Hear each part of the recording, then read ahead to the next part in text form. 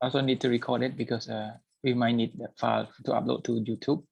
So recording it will be better than download it from Facebook.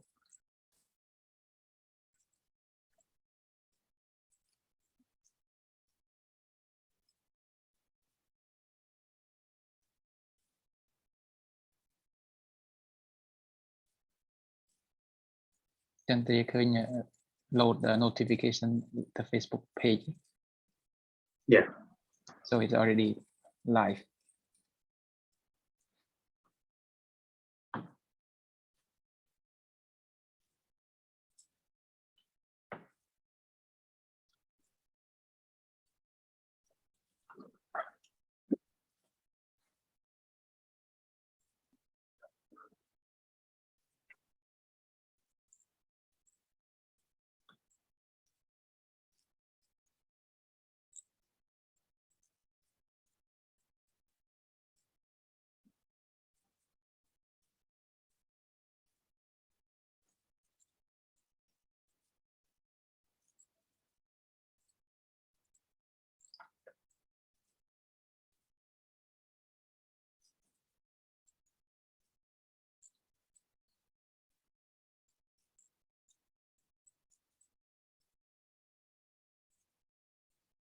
Sorry. We'll be sharing it first before I start introducing the speaker. Sorry for waiting. To keep you waiting. No worry, take your time. No worry, take your time. Thank you.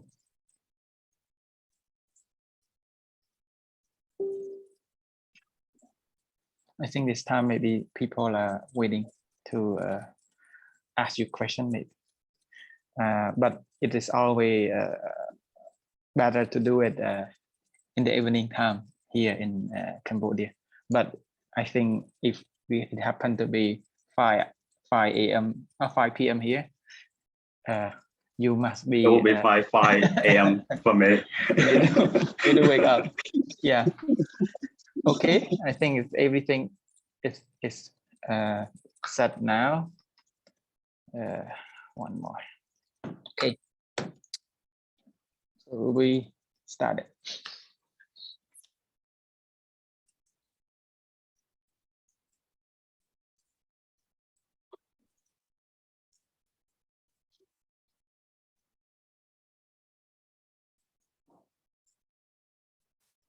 Well, so we started now.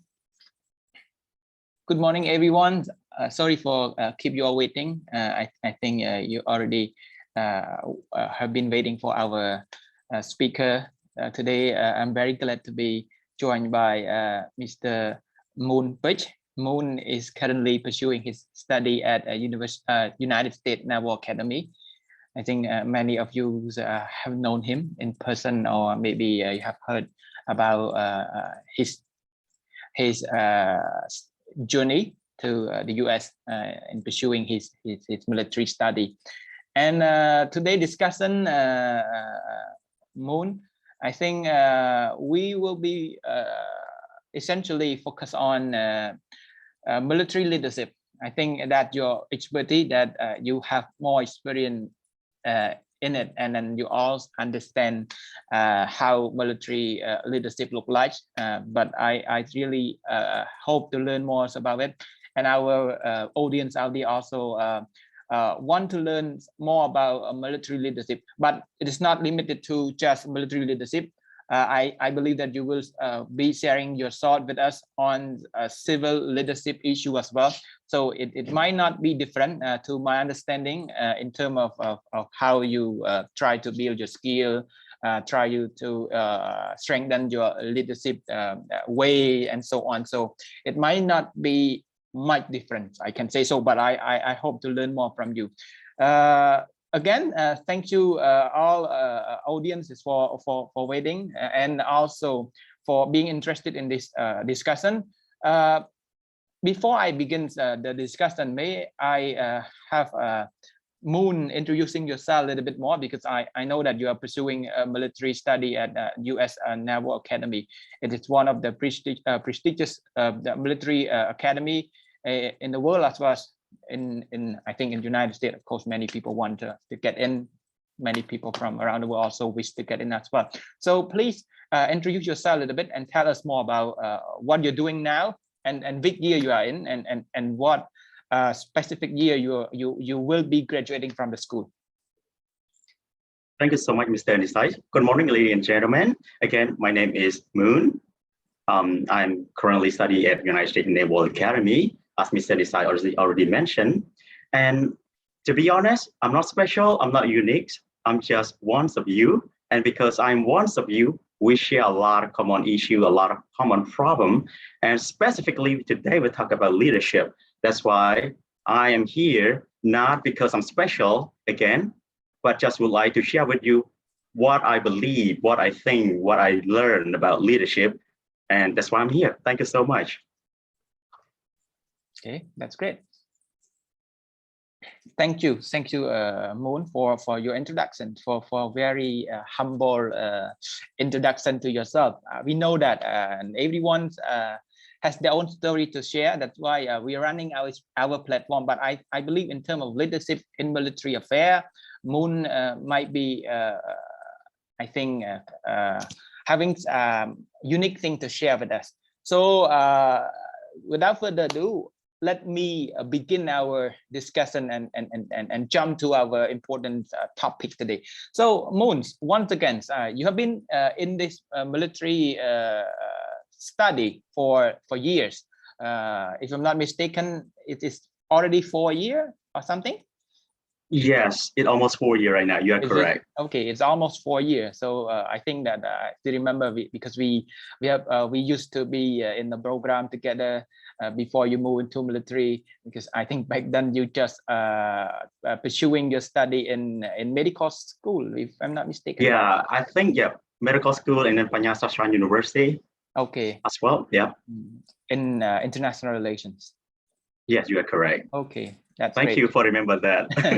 Well, we still remember because it's quite a memorable moment before you actually decided to move to military study. I think many people really, well, it's not many people. There's not many people there to make their own way when it comes to changing the study field. They have been involved for years, so you've been doing it, and then you make it better than many. So I think that is also something that I want to stress at this time. Okay, let's jump to the question. First of all, how do you define leadership? I think it's not limited to military, but a common leadership definition you would have. Thank you so much, Mr. Niseiy, for your question on leadership. I think the term leadership have been used for many years, and when you heard the word leadership, you and I, and maybe the audience, would think about leaders and followers, right? In general. But you know what? In military, we are a little bit different. If we talk about leadership, we would think about officer and enlisted. But well, whether leader, whether follower, whether officer, or whether enlisted, we are all human. We are all people. And if you don't understand people, you don't understand leadership. I see. And very easy to say, hey, you're a leader, you must take care of your people, you must be a leader of character, you must have integrity, so on and so on. But frankly, it's very hard to do. I see. So is there any a very small definition you would say, or one specific word you actually use to represent the word leadership? One adjective is fine, one noun is fine. Influence. Wow, influence. That's great. So anyone who can influence the other, that we could say the one who has a leadership skill. Is that, am I correct? Or there might be anything you want to add? Yes, sir, you are correct. Thank you. Thank you, Moon. I think that concise enough to let us understand what leadership means for you, and in a context that we can put in the military affair, as well as in general context of leadership that have been widely used right now. Okay, if I'm going to ask you to, well, you already mentioned about the military affair when you talk about leadership and the differences that could have between a general or civil leadership and military leadership. Can you give us some differences between the military leadership and civil leadership, just to be maybe a short descriptions or a short a brief of differences you would say? Thank you. You know what, you already mentioned, and I would agree on that too, that leadership in military or general leadership almost the same. There's no much different. But what I noticed the difference is that an officer, leaders, a decision that a leader or an officer made in the military, it costs lives and death. However, in this general, civilian world, leader make a decision without probably, but not really in a life and death, because in a combat or the operation, combat operation, when the decision is made and if it's wrong, the whole troop may lose their life. And you as leader will take account on that, will take responsibility on that to face with the family, friends that your decision, your wrong decision, lost other people's life. We are really, really be careful on that. That's great. But civil leadership is different. I don't say it's different. I don't say it is. I don't think we are better. I don't think military leaders better. We are both important. There are many, many great leaders in the civilian world. There are many good leaders in military world, but there are also bad leader as well in the military. I see. The way that I say is that we are not special, we are not better, but we are just different. The difference is that every decision that we made, it costs life and death.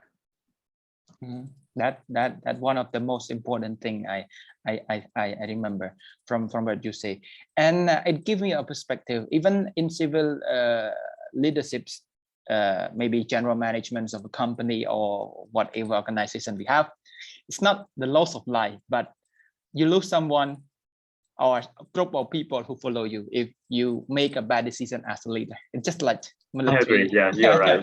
Just like military. So you're on your own. You're master of the company.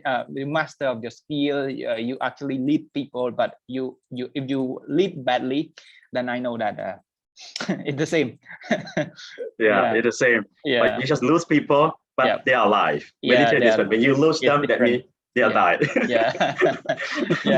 Okay. Let me move to another questions. I think you already mentioned about the definition of the leadership and the differences we can actually learn from civil and military leadership. But to you, what characteristic or quality a good leader possess or obtain in particular? You might have observed around you. And then you could eventually learn what good leader should be, having some quality or some characteristic when they're dealing with the issue. Can you share with us if a good leader should have something in particular? Thank you. Before I share on that, I'd like to highlight that the mission of the Naval Academy is to graduate leader committed to the duty, honor, and country. So every day we were taught, we were told about how you should be a leader. But a lot of lessons I learned within my 3-4 years here at the academy and also at the fleet, in a real military base and stuff. Every day we were told about know your people. Because if you don't understand your people, if you don't know your people, you may lose sight. And again, my experience, I think it's about 3 years ago, I were assigned to a fleet in California at a base in San Diego. Yeah.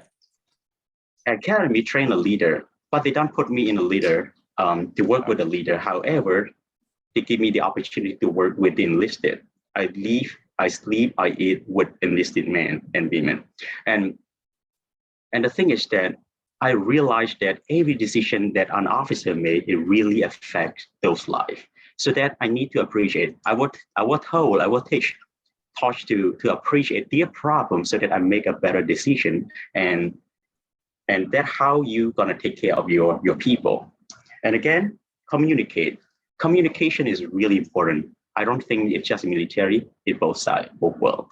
If you see some things that is wrong, you need to communicate with your chain of command, with your people, telling them that this is wrong. We need to fix this. Yeah. Or if you think it is right, communicate with them. Hey, this is right. Continue to do it. We want that to happen. Whatever. So communication is the key in leadership, and especially in military, because we have boss. So we need communication. Otherwise, it's really misunderstanding. And you know what? If your troop go to the combat or go to an operation without clearly understand the mission and the goal and stuff, they don't know what to do. And if they don't know what to do, they are in danger. Okay, I will keep another move on. So lead by example. Every day at the academy, I will tell, hey, you need to lead by example. And if you think your subordinate, your follower, or your enlisted were not looking at you, it might be a mistaken. I see. They look at us as a leader, the way we speak, the way we talk, the way we behave, the way we wear uniform, and even the way we're coming on time. So they're really watching us. If you don't lead by example, who gonna listen to you? Yes, that's right. Taking accountability. So accountability is essential. If somebody doing the right thing and would not get a reward, why do we have to do the good things? So we need to give reward. We need to taking account. If people get wrong, we need to punish them. And military have a lot of way to punish. I'm not going to talk about that. and again, if they do a good job, they got a lot of reward. That's why you see hero in military. Yeah. And we need to give time to our subordinate to maneuver. And based on my experience, I was assigned to be a company commander. And then let me give you one channel command in military so that you have an understanding. So we start with a fire team, we have SWAT, we have platoon commander, and then we have company commander. So as a job of the company commander, I need to taking care of my platoon commander so that my platoon commander will take care of the SWAT, and the SWAT leader will take care of the fire team leader, taking care of the youngster and then the plebe. So I cannot lead every individual people in my company, but the way that I can do is that I take care of my platoon commander. So I have 4 platoon commander who help me to in my company. So I need to make sure that those 4 people are successful. I need to make sure that I give them the right latitude to maneuver, to navigate. And also, it is important that I need to give them some room to take a risk so that they could have, practice or execute their own perspective, how the company should be. So I think it is good. I think this leader should consider. Yeah. And again, you need to own the problem. The first day that I show up at the academy, the only first word that they taught me is, sir, no excuse, sir. Ma'am, no excuse, ma'am. So why we were taught that at the beginnings of the year induction day? Because they want us to take responsibility and take ownership of the problem. For example, in my company, someone in the company make a mistake. And if they ask me that why this mistake happened, I would say, sir, no excuse, sir. That means I take ownership of it. If I say, sir, not my mistake, I don't know, somebody doing it, I'm going to be in trouble. Wow. They might look at me that I am not a leader of character because I have no responsibility at all. Whether it's my fault, whether somebody else's fault, it doesn't matter. I need to take accountability and ownership of the problem. Wow. And again, failure. It's just the same to civilian world. We all make problem, right? But we need to change and we need to learn from it. Yeah. We need to move on. It's okay to make mistake unless that mistake is not constantly a problem, right? And again, leader is a servant. It's not about you as a leader. It's not about you. It's about your people, because you take care of your people so that your people can work for you to accomplish the goal. That's what we believe in military. I see. That's all what I want to share. And this is Wow. maybe more than that, but in summary of what I learned through my 3 years at the academy. Wow. Thank you, Moon, for very eye-opening idea on this kind of issue. I know that many people have learned about leadership, but sometimes I'm not saying that it have been perceived wrongly, but when we talk about leadership, from my point of view, I observe that people tend to get it wrong, like your leader, their subject, their leader. So a master, they're not saying that the leader, the master. So that such a perception have to be revisited. Maybe we can actually talk more about it afterward. But I know that as long as we understand the facts that it's not different between those who lead and those who have been taken care by the leader. So we know that the well-being of the people, those whom we lead, is actually the problem in this. And actually, I have one more question to ask for this kind of issue. But you have been explaining me and telling me all everything about it. So I might change my mind. For example, like I want to ask if anyone would be having leadership skills. I mean, anyone can acquire it or not, but as you said, it seems like everyone have to have it, because sharing sympathy, you care for the other, you also have to be showing your characteristic, leader by example, and also accountability as human being, because in the society you need people like that to take care of the other. You stand to protect the other. You take all accountability for your fault, for whatever problem that you face. And yes, it's always everything about our daily life. So it doesn't mean that you own a company, organization, or being in military, but in every aspects of life we need leadership. So anyone, based on the definition, based on your explain, should have at least sympathy and observation, as well as communication, dialogues to fixing or to address problem. Well, thank you for that, Moon. So I'm moving to another question. I think it linked to that part, but it's always many people have questioned if well, we always wonder if we obtain such skill, or such skill could be mastered over time. Do you think that it is kind of thing is made, or you're born with leadership You skill? master things, right? All right, leadership skill. Well, it might be both sides, right? Okay. But to my perspective, it's more like you get training, and then you practice it, and then you become leaders. And anyone can be a leader. Again, anyone from every corner of the earth can be a leader, whether to lead themselves, to lead their family, to lead their peer, to influence a group of people and stuff. It's just a position that, hey, you are now a leader because you have authority. Well, we call authority and leadership, right? But leadership in general is the way that you influence people, whether your knowledge, whether your behavior, whether your background. If you can influence people to do great things, you're a leader.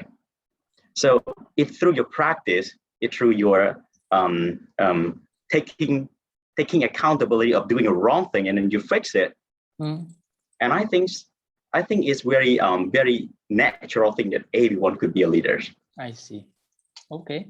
Thank you, Moon. Let me move to a very specific question to a skill a leader should have. You mentioned good leader should have it, but I have seen, because I read some books, and then we talk about the President Harry Truman. I think he also has a quote.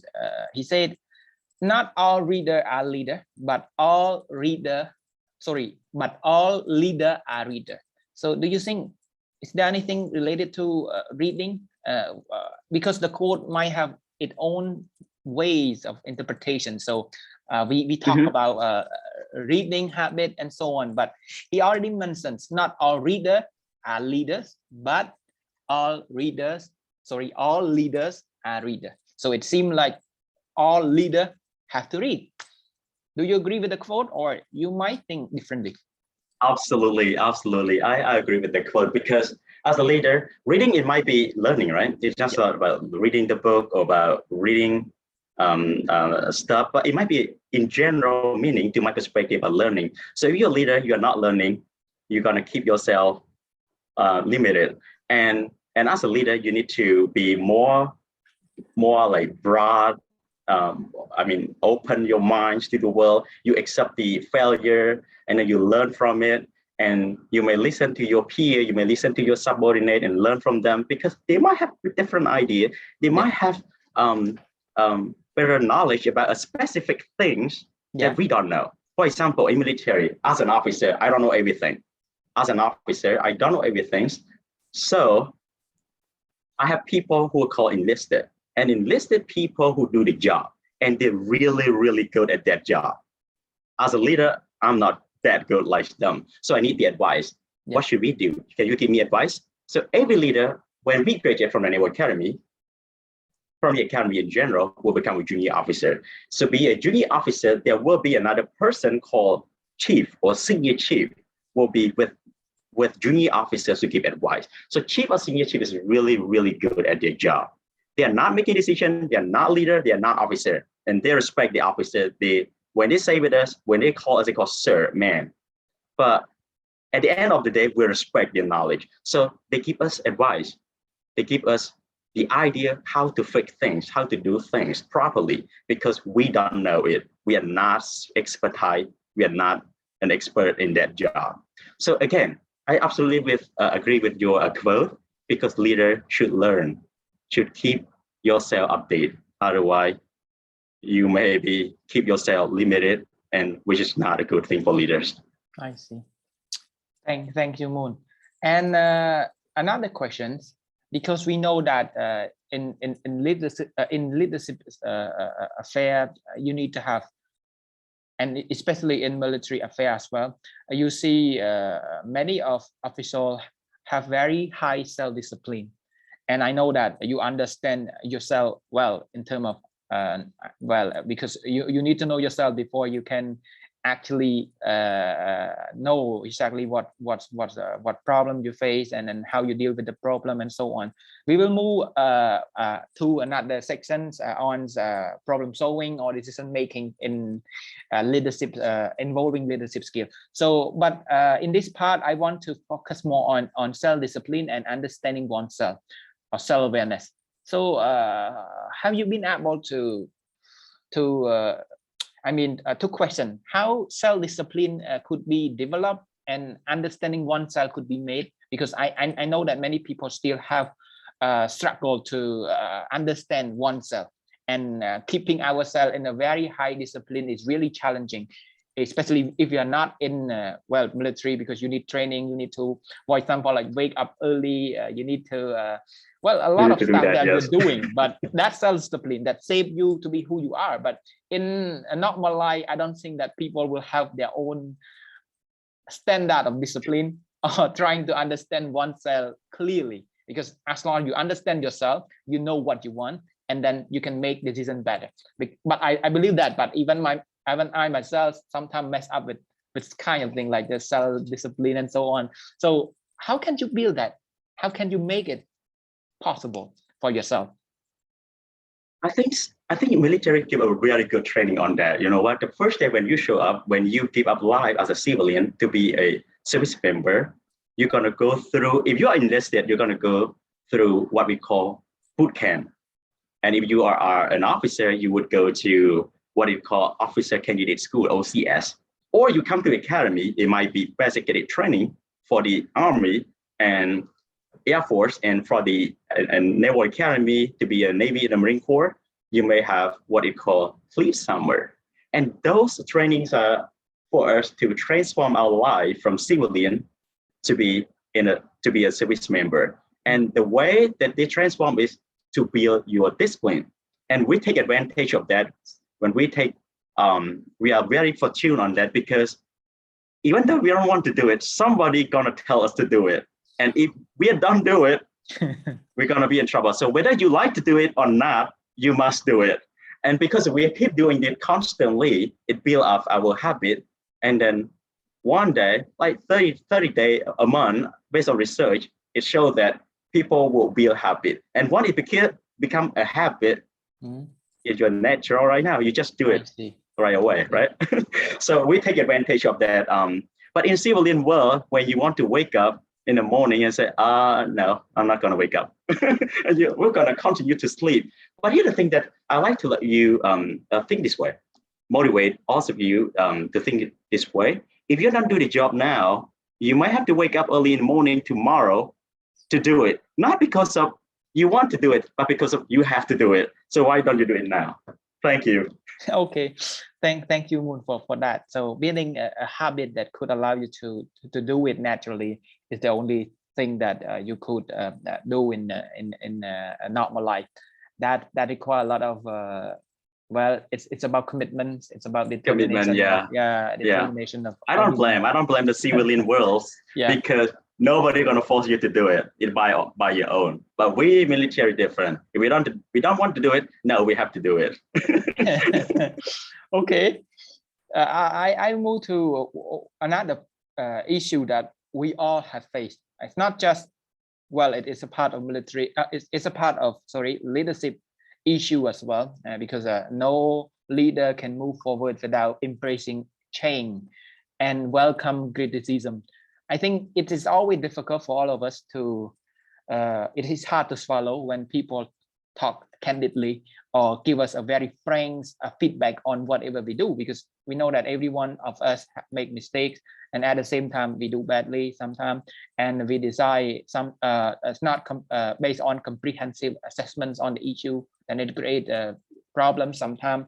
But as long as you don't embrace change and accept your own failure or whatever you did wrong, it's the only thing. But many still find it hard to accept criticism and ask for feedback if possible.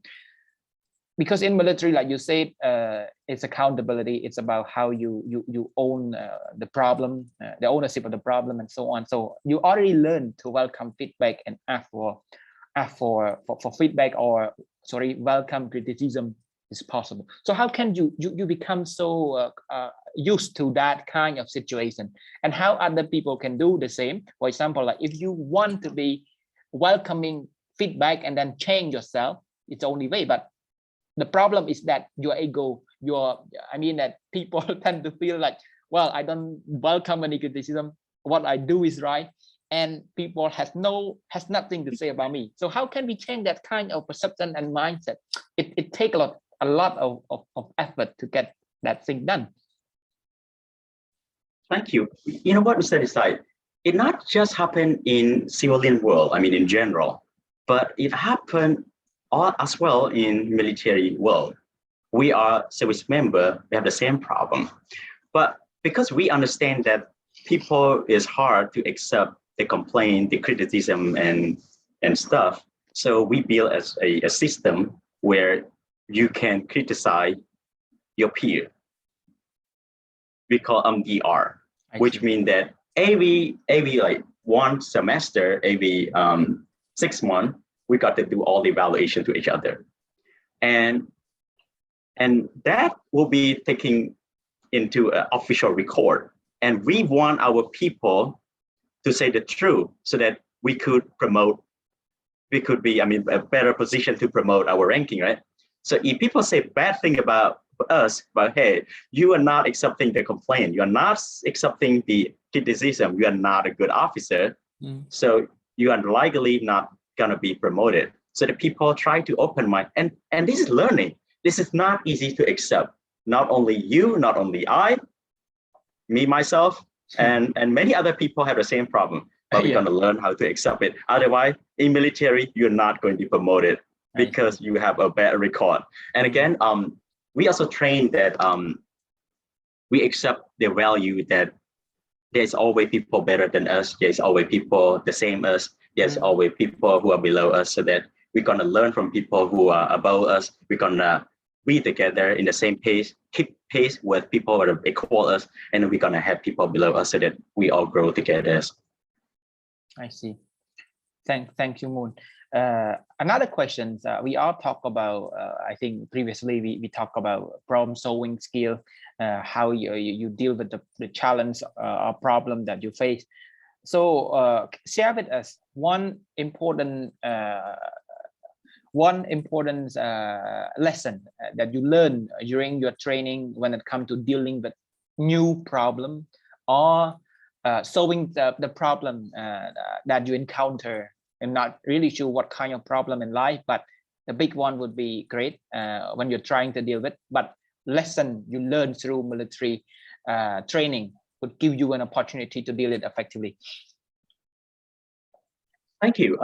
Your question reminds me about back 4 years ago when I got through what it called plebe summer, and every morning, all of us, about thousands of people coming together, future junior officer, come together in a hall called King Hall, a dining hall. It's really, really big. They give us about 15 minutes to have our meal each time. And every moment, every time when we go to have meal, with a breakfast, with a lunch, with a dinner, there is always a great people, a good people, good leaders coming and talk to us. And every time, the gate commander will always come and share us one word. Every challenge is an opportunity. And 1,000 people of us say it together, race to it. And that kind of view that still happen in my mind that is really, really motivated. So whether you've gone through a really tough time, a tough day, your detailer yells at you, your peer doesn't understand you well, whatever problem that you have, when you go through that situation, when everybody say that, race to it, and every challenge is an opportunity, is really super motivated. And I really, really enjoy the ways that we do that together to motivate each other.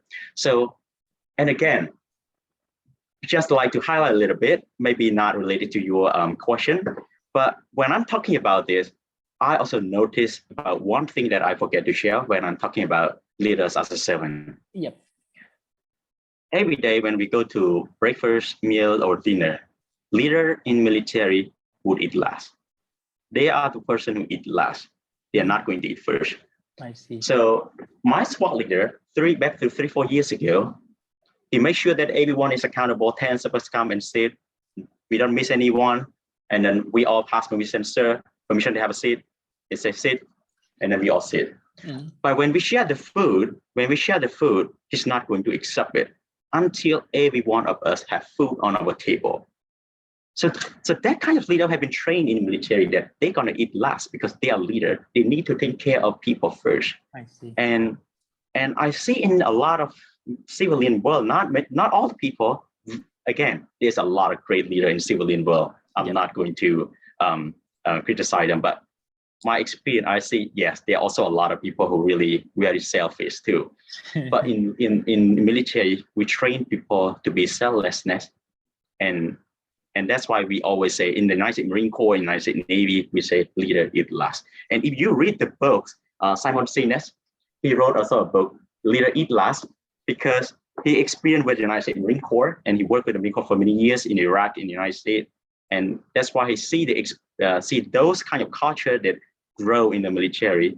And I think it's kind of nice culture, right? You are the leader, you are not important. Just like you mentioned, you are not the leader, you are not a subject. But your people is important because they do the job for you. You need to taking care of them so that they could accomplish the work. I see. Thank you, Moon. Thank you so much for this interesting experience you share with us about what your leadership lesson you learned throughout your military training, and it's really helpful for people out there. So my next question, we can discuss more on leaderships and young people here in Cambodia. As a developing country, we have more young people, and they are the future. They are the engine of growth. They are very important to our country development. And I know that we have young and promising population, and they also obtain skills that could be very great help for many other sectors, economy, agriculture, social developments, even politics, and so on.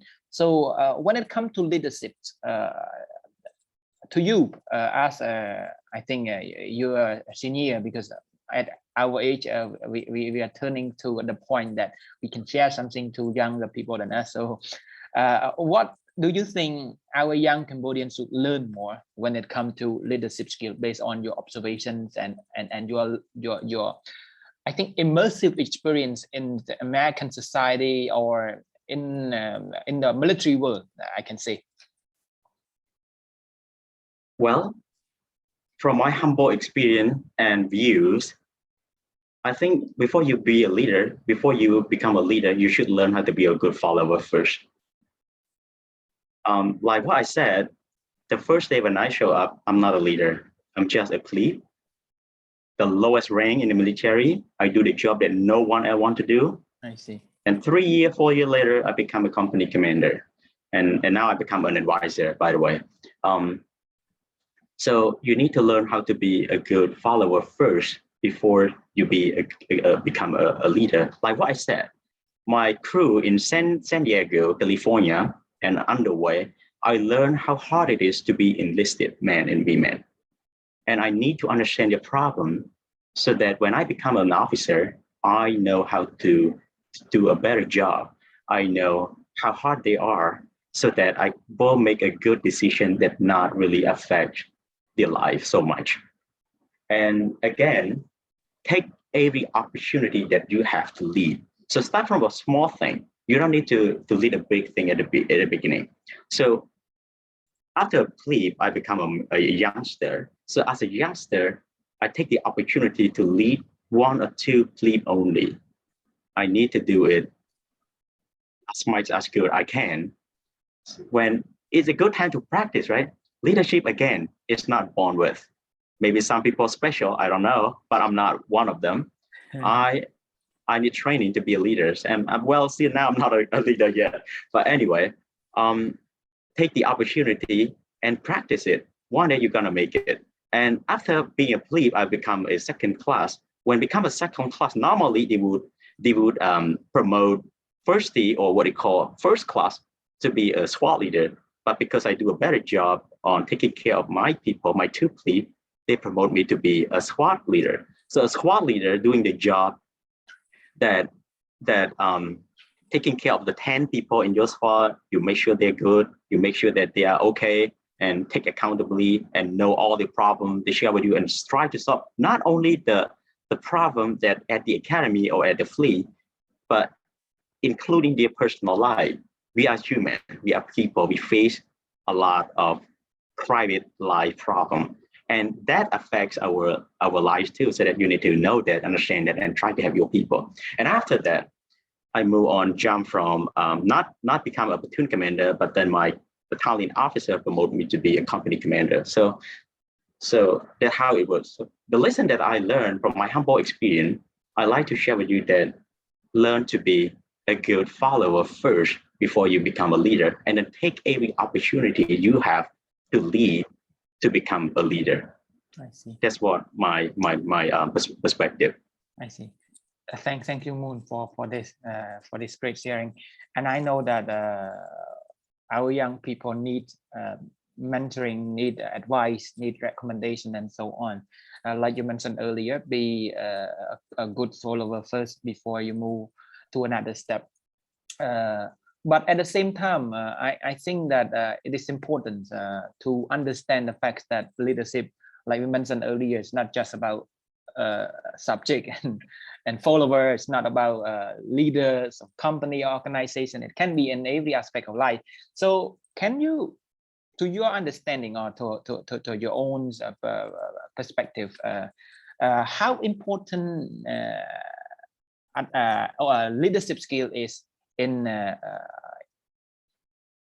I would say in every life of the people, especially in solving social problem we face currently. For example, like in our country, as a developing or the least developed country, there are always a lot of social problem. There's some challenges that facing our society, and people have to at least join together to contribute, at least to make sure that we can resolve the problem together. So what is the role of leadership in making this possible, especially in addressing social challenges or social development challenges, I would say? Well, again, we all agree that leadership is, everyone can be a leader again. And by saying that, it doesn't mean you need an authority position. You can start it right away with your own thing, with your own view. And we need a single voice first, right? We need a single voice first to do stuff. And then other people who believe in what you believe, and then we will start to combine as a group. And then we will execute our plan and to achieve our mission, right? So every aspect of society, I believe we need a single view, we need a single voice come first, and then more people who tend to think the same way will come. They're more motivated by you to come. So the only thing is that are you confident enough to raise that voice? Are you confident enough to kind of face challenges? If you are confident enough, start it, do it right away. It's not just only global issue. Yeah. It could be starting from your family issue. Yeah. It could be starting from your village issue or your small community first. And then it might be bigger and bigger and bigger, because we are not doing a big things and right away. Everything starts from one small step first, right? So that's how I view the importance of being a leader as starting in initiating. Initiating thing. Okay, that's great. So you start with some sort of initiations. Any initiative that you would have would be great in your own community, in your own family, in your own team or group. So I think that would be important to be starting with. Okay. Yes, sir. I think we will have two more questions before we wrap up this discussion. I think it has been very enjoyable, and I know that we have learned a lot from you as you share not just your own experiences, but also your thoughts on this particular subjects that many people are interested in. So my next question, I would just want to ask you because we cannot stop learning at any point. Leader as well, and I know that a leader need to learn much more to keep up with whatever they face. For example, like problem solving, because you need to know more than the other. You need to understand the facts that where things is going and so on. So keep up with learning. You keep learning new things. Be open to learning new things is important. So to you personally, I want to learn from your own personal experience. How can you keep up with that learning new skill? How you motivate yourself to stay determined to learning new things? So other people might be able to learn from you, because some people feel like, okay, they want to learn, but ending up with learning that thing, because sometimes, for me personally, sometimes I become lazy, like commitment and so on. So to you, I want to learn from your experience as well. Oh, thank you. My experience here, the thing is, let's start with guitar. I don't know how to play guitar before, really bad. When I see people sing a song, I like to do that. But you know what? It's hard to go and find a school to do it, and especially because I myself really have a touch time. I have very busy schedule. So what I do is that taking time, like 15 minutes a day, learning from YouTube. There's a lot of great videos teach you how to do guitar, how to play guitar. So 15 minutes a day will build up your capacity, will build up your skill. And again, at the academy, there's so many things to do. I wake up 5 a.m. in the morning, and then my job will finish at 12 a.m. at midnight, or sometime up until 1 a.m. midnight. It's so much thing to do. And again, but we still manage to do some other stuff like learning how to box. We do boxing. we do ground fighting, we do karate, we do swimming. So I take time. You know what? Here the thing is, if you read the book Leader Eat Last, the author called Simon Cygnus, he have a great view on this. Let's say when you go to work out, you put like 10 hours a day to work out, and then you come back, nothing's going to change. Nothing going to change, I promise. Yeah. But what? If you do it 20 minutes every day, 3 months later, when you look at on a mirror, you might feel different, right? For sure. Same thing. Everything, you don't need really like, oh, I'll put it right now and do it. No, it doesn't work that way. Slowly build it, and you will reach your goal. That's my points of view. Thank you, Moon. And I think that's my final question. We have been discussing since the beginnings about well, the definitions, the characteristics of good leader, and also how leadership evolves, or whether it can be made or it need to be born naturally, and so on. So we discussed wide range of issues related to leadership, especially in military affairs. But the last point should be the issue that related to every one of us, especially young Cambodians who are watching our discussion right now. They want to know more about you, especially how you have been able to do something that you've been doing right now. And I think it was giving you time to give us at least a very short message to our audience out there. Any important message you want our youth to understand, especially related to your work, your ability to build up your skill. Like I mentioned earlier, very beginning of this discussion is about how you switch from one skill to another. I know that it's not many people could do the same. For example, you're working and studying medical study, and after that you also have a very broad knowledge on international affairs, and after that you are moving in military. So it seemed like, well, some people might say there's two different worlds, like from medical study, it's a science, and after that you have a great idea on your great knowledge on social science, foreign affairs, because it seemed to be, well, people tend to be this having they actually try to create a blockade between two things. If they're involving with, for example, like if you're studying medical or something related to science, not many people will be interested in international affairs, what's going on out there, and so on. So it seemed like you create different mindset on this issue. So just a message from you to our youth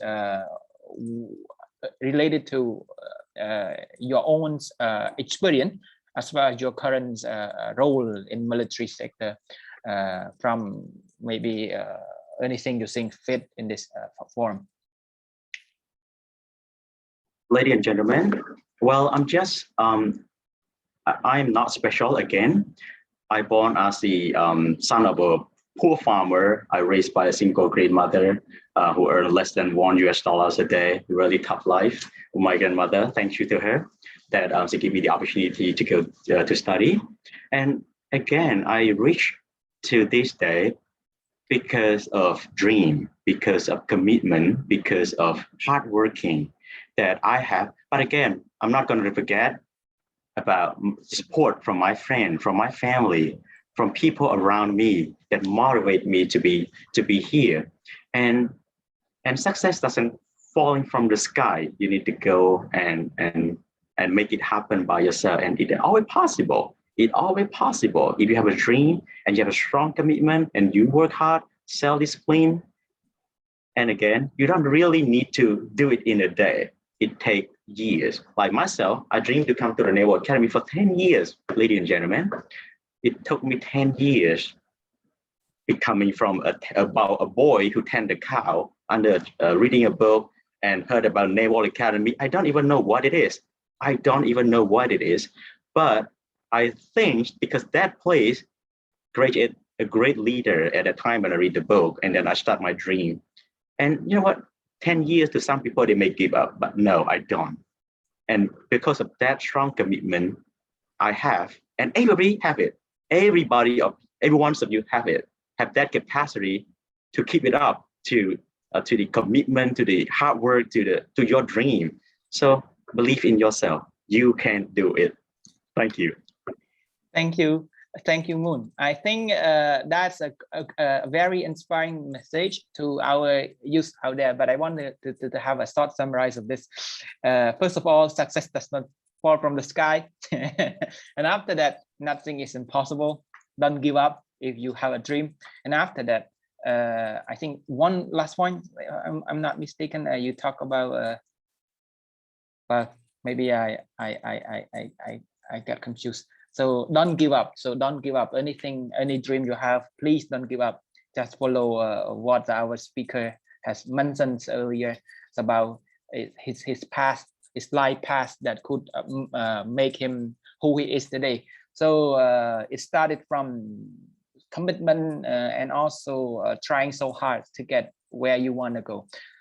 Thank you, Moon, for your very I think I'm not really sure what to describe this, but very exceptional the discussion I have today on a topics military leadership, and it is very important to our audience out there, and I know that they have at least quite new knowledge on that, and it linked to leadership skill in general that they could apply in their daily life. Some people who are struggling to learn about understanding themselves, maybe they could actually know as well how difficult life of military is. So thank you, and I hope that to welcome you again in our next session. So I think there's other topic that you will be able to share with our people out there. So I think we will be, of course, inviting you again to take part in our session. Okay. Thank you. Thank you so much, Mr. Niseiy, and thank you so much, ladies and gentlemen. Yeah, thank you. Okay, ladies and gentlemen, this is the end of our program, the reflection. I think the discussion is in English, like we mentioned earlier. We allow young people, not only young people, but anyone who have a story to share, significant or not significant, doesn't matter, as long as it is important to our people to learn, as well as to share their story, like Moon, for example, and some sort of expertise that really matter to our society. We invite all of them to share their part in this event. Okay, thank you so much, everyone. Have a good day. Thank you.